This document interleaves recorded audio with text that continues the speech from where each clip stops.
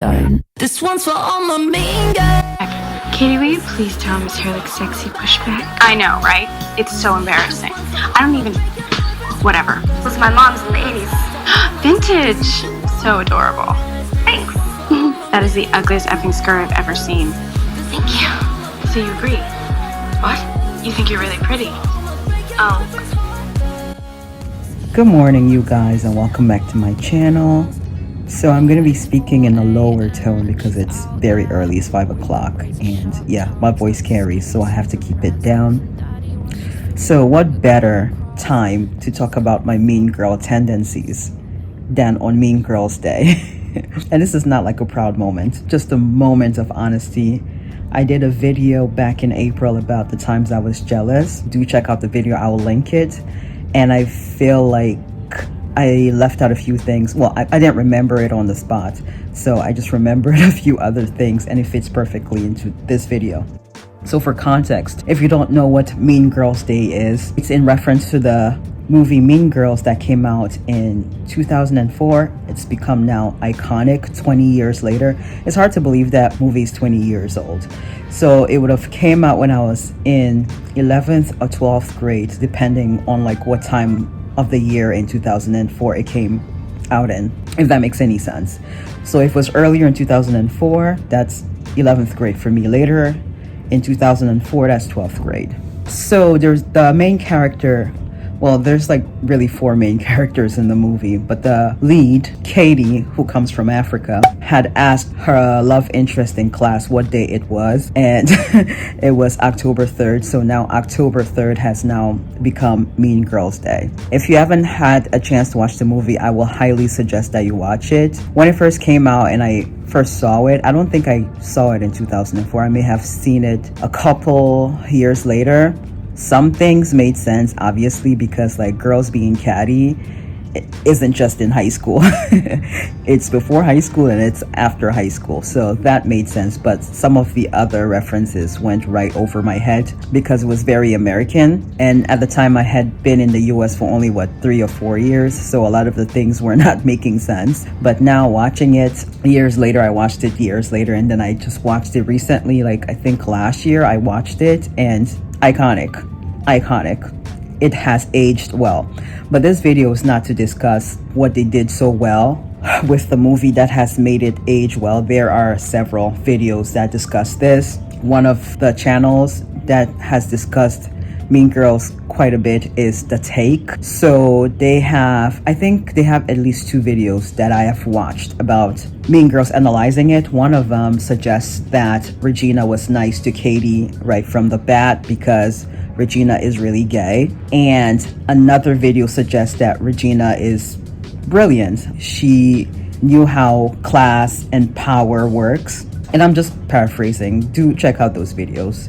It'll make more sense. So Regina knew how power works, and immediately she saw Katie, she knew that this girl could take her off her throne as Queen Bee because she was equally as pretty. So she was like, let her join the group so she doesn't take me down. So that old saying of if you can't beat them, join them. But Katie eventually did take her position as Queen Bee for a little bit. And then there's another video that I watched. I think it was by Corinne Allude. I loved her channel, in which she discussed that Regina was actually the good guy.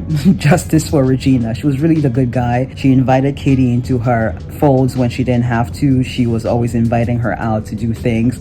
Yeah, she had her like mean girl tendencies, but she was really nice to Katie and kind to her, and then Katie turned on her. So that's 3 different analyses of the movie. So do check those out. I will see if I can link them below if you're interested, but we're not here to discuss the movie. I'm here to tell on myself a little bit. The first incident that I remember being a mean girl was back in boarding school. So if you don't know, I went to a boarding school back in Cameroon before I came to the US. It was an all-girls Catholic boarding school. I have discussed this several times on my channel, and this may have been when I was in Form 2, so that might have been the equivalent of maybe 7th grade. I was maybe 12, and there was this girl in my class that, if I'm being honest, I didn't really like her, but she was a bit popular, so I don't know. I wanted to like her, but deep down I was just like, ugh, I can't stand her. And she wasn't talking to me for some reason. This is how petty 12-year-olds can be. She wasn't talking to me for some reason. I became so mad that she wasn't talking to me. It's so funny because now, if you don't talk to me, I really don't care. I really don't. But this really used to like get under my skin. So she wasn't talking to me for some reason, and I got so mad and told her off in a detailed written note. I can't remember what I wrote, but it was just very mean because I remember her just crying and crying and crying, and everybody in class was, you know, around her, surrounding her, trying to comfort her because she cried so much it looked like she was sweating. And she was crying for like a good 30 minutes, and people were around her like trying to comfort her. So dramatic. And so I was over there on the other side like the bad guy, because now people like wanted to know why she was crying, and they saw the note and they're looking over at me like, why did you do that? We eventually made up later, but like I said, low-key, I did not like her. So that was one incident that I knew that I could be very, very mean. The fact that she cried for like 30 minutes and was sweating, I was even starting to get scared. I'm like, is she okay? Another instance, I've talked about this in my jealousy video, is when I was in Disney and we would get a new influx of college kids. We had a new influx of college kids. This was in 2019. And every time we got a new influx, the full-time guys who are a bit older are always like trying to check out the newer, younger girls. It gets them a little bit excited, like as in there's a little bit of eye candy in the department now. And so that didn't make me jealous at all. And so we had this new influx, and there was this one girl who had made a comment about the one guy that I was liking, which now I'm thinking about it was so dumb that I behaved in this way, because the guy she made a comment about that I liked was an asshole, and I'm gonna have a whole story about that, if not by the end of this October Spooktacular, sometime in November. I still have to put that video out because this thing happened about 4 years ago now, so I can laugh at it, but I have to tell the story in details. But she'd made a comment about that guy in front of me, the guy that I liked, about him being dreamy or good looking, and instantly I did not like her. I was like, is she going to try to steal this man from me? Still in quotes, because he was not even my man. So and truthfully, he probably did talk to her behind my back. So I don't know why I was all bent out of shape about it. He probably did, because she was pretty. So like I was so mean to her after that, because she made a comment about that guy. Ridiculous. And anybody who had anything bad to say about her, I was secretly happy, because I'm like, yeah, they can see what I can see too. And it was not even that deep. And I'm trying to think what other mean girl tendency I've had recently. I just thought of another one, and it's the last one. This was in college. So first years are guaranteed housing on campus, but by the time that you move on to the second year, we have to do like a lottery thing in order to secure a spot on campus.